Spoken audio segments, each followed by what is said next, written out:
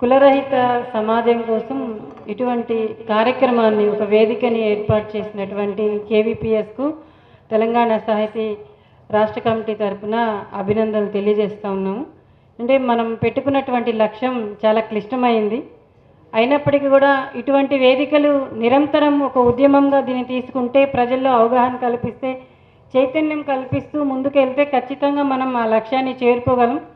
క్లిష్టమైంది ఎందుకంటున్నామంటే మనందరికీ తెలుసు, అది ప్రతి మనిషి రక్తంతో పాటే కులం మతం అనేటువంటిది మన అణువణువులో జీర్ణించుకుపోయింది. అది దాన్ని ఇప్పుడున్నటువంటి పాలకులు మరింతగా పోషిస్తూ ఉన్నారు, పెంచి పోషిస్తూ ఉన్నారు వాళ్ళ అవసరాల కోసము.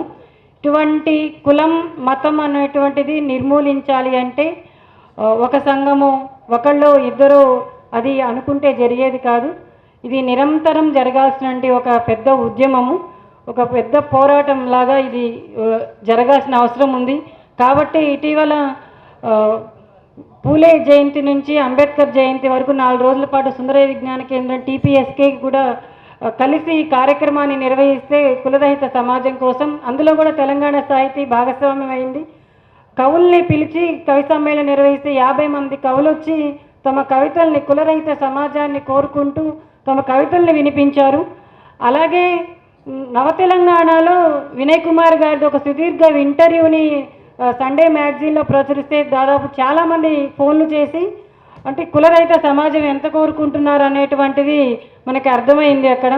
కాబట్టి దీన్ని మనం నిరంతరం తీసుకుని వెళ్ళడంలో ఖచ్చితంగా తెలంగాణ సాహితీ కూడా వెంట ఉంటుంది.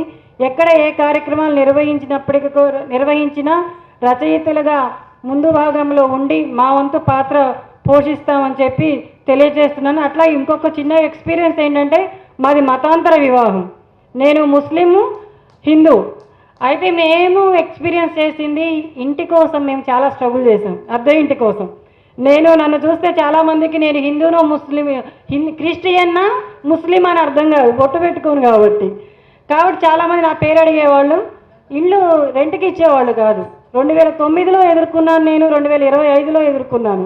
ముస్లిం అని అంటే ఎవరు వద్దంటున్నారండి, వాళ్ళకి ఇష్టమే కానీ పక్కన వాళ్ళకి ఇష్టం ఉండదంట, పక్కనే ఉండే వాళ్ళకి ఇష్టం ఉండదని చెప్పి ఇలా రకరకాలుగా ఇళ్ళ కోసం ఇప్పటికీ కూడా ఇబ్బందులు పడుతున్నటువంటి వాళ్ళని నేను ఎక్స్పీరియన్స్ చేశాను. మనలాంటి వాళ్ళు అభ్యుదయవాదులమే ఇంత ఇబ్బందులు పడుతూ ఉంటే ఇంకా సాధారణ ప్రజలు ఇంకా ఎంతోమంది ఇబ్బందులు పడుతూ ఉన్నారు. కులాంతర వివాహాలు చేసుకోవడానికి, మతాంతర వివాహాలు చేసుకోవడానికి చాలా ఇటువంటివి ఎదుర్కోవడానికి చాలామంది ముందుకు రావడం, అటువంటి వాళ్ళకు కూడా కేవీపీఎస్ అండగా నిలబడుతుంది. ఇది మరింత ముందుకు తీసుకెళ్లి అవగాహన కల్పించాల్సిన అవసరం ఉంది. ఇది ఒక నిరంతర ఉద్యమంగా జరగాలని, అందులో తెలంగాణ సాహితీ కూడా భాగస్వామ్యం అవుతుందని తెలియజేస్తూ థ్యాంక్ యూ.